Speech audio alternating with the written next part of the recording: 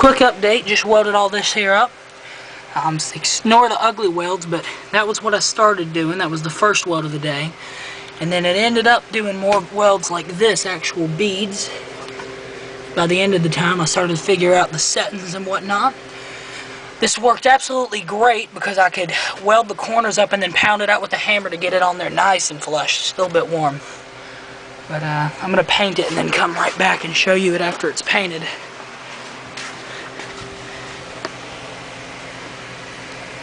Full bead everywhere but back here because there's too big of a gap, and that's too thin gauge of metal. Next little update on the Ford Escort. This side I have finished welding. It has been painted. It has been siliconed. Every weld has silicone over it. Every weld has paint over it. And some of them were decent welds. Some of them were not. But it is what it is. That has 2 layers of steel under it. A thin layer that is 20 gauge stuff like this. And then the structural stuff I was using off of the grill. Or smoker rather. Anyway, only thing to note on this side, I'm not sure if I mentioned this before.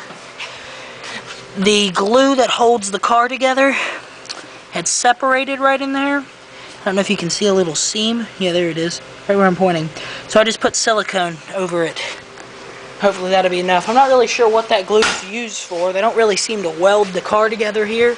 But whatever this stuff is. This side. Welded in a thin little panel there. That's 20 gauge. In order to maybe give me something more to work with when building the wheel well, I'm going to leave that hole right there. It's been welded, not the best welds. Had a really hard time welding it back in there, but I have a weld there, a weld up in the corner, a weld, a bead there. It comes around, there's a bead on that. And yeah, so it's in there pretty good. And after that dries, the next step is going to be, and I ground down that, putting on my structural pieces. Like that, more or less. I don't know about this guy. Yeah, and then welding them on. And yeah, I don't really think there's much to say about them other than I might have to do a bit of pounding, bit of trimming on it, fitting it, making it work a bit better. Bits of weld wire that got away from me. From the underside, hey, there's where my goggles went. Now they're full of crap. And there's where my C-clamp went too. That's the side here. That's one of the weld spots siliconed up. But as you can see, most of the area is covered by something. There's a little gap up in there, not near as much as I thought there would be. But I still need to put a panel over that.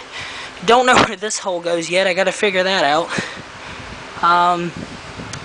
But yeah, it's coming along. I'm getting paint on absolutely everything, but sooner or later these drums will be red, which will be all well and good. Brakes appear to be sticking a bit, but that's okay. Yeah, so I think that's it. I probably won't get much, well, I won't get anything done this weekend. I'm going to be a state or two over and working on a 56 Ford Fairlane. Maybe you'll get to see some of that. But yeah. So I guess the next step, once this paint dries, I might get to it, I might not today, is full bead, if I can pound that out there, a bead, full bead, full bead, full bead. Basically everywhere that you can possibly put a bead, I'll put a bead. The only hole I'm really not satisfied with is this massive one right here. It's just because of how the metal bends. And then I gotta run a bead there too. But yeah, it's coming along.